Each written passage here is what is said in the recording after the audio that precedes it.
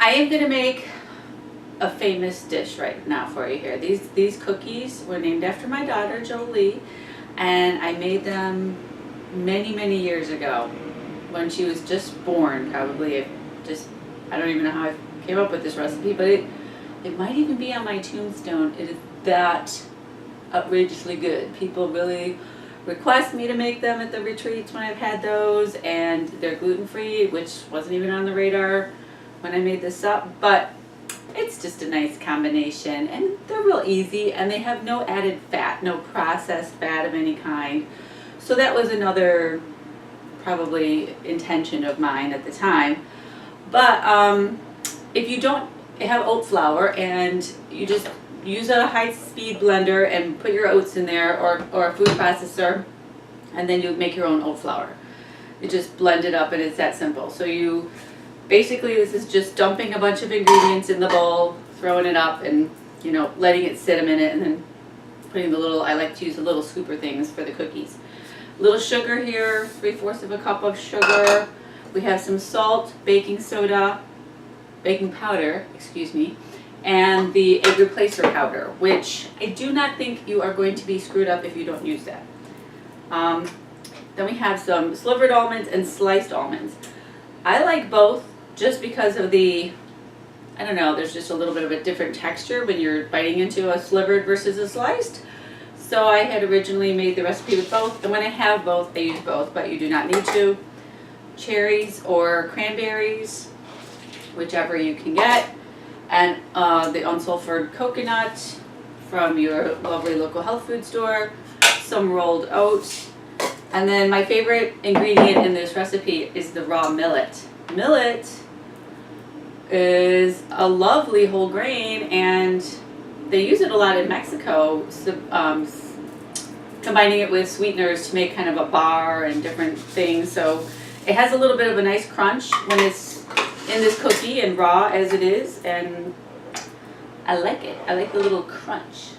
And then I'm going to put a little bit of almond extract in with my non-dairy milk here.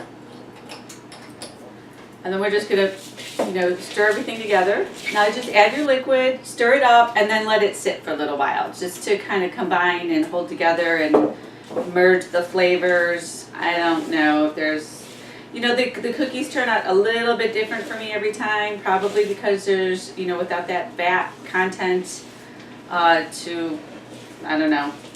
I mean, they always turn out good, don't get me wrong. You just want to bake them till they're kind of golden brown, but sometimes they're a little crispier, sometimes they're a little chewier.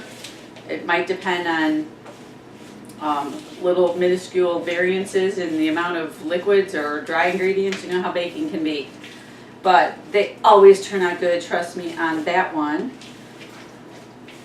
I think the point of having the cookies sit a while is the rolled oats.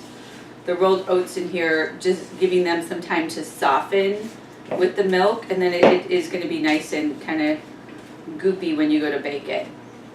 That's the pre-baked version. Just put a little coconut oil on my tray, my cookie sheet thing here, and this has been sitting around for a little bit so that it's not so you can see it's kind of sticking together a little bit, my cookie dough. It still might be a little bit runny. Our little Jolie gems are out of the oven, and they're just a little bit of brown. That's what you kind of want to look for. These cookies are best eaten probably day one as well, or freeze them, because I guess, well, it depends on like the texture that you like, but the flavor is terrific. You're gonna love them. Give these little sweethearts a try. If you want them crunchier, cook them a little longer until they're a little bit more golden brown. A lovely, yummy cookie that is gluten-free and only some natural fat with the nuts. I'm Jolie. Thank you for watching.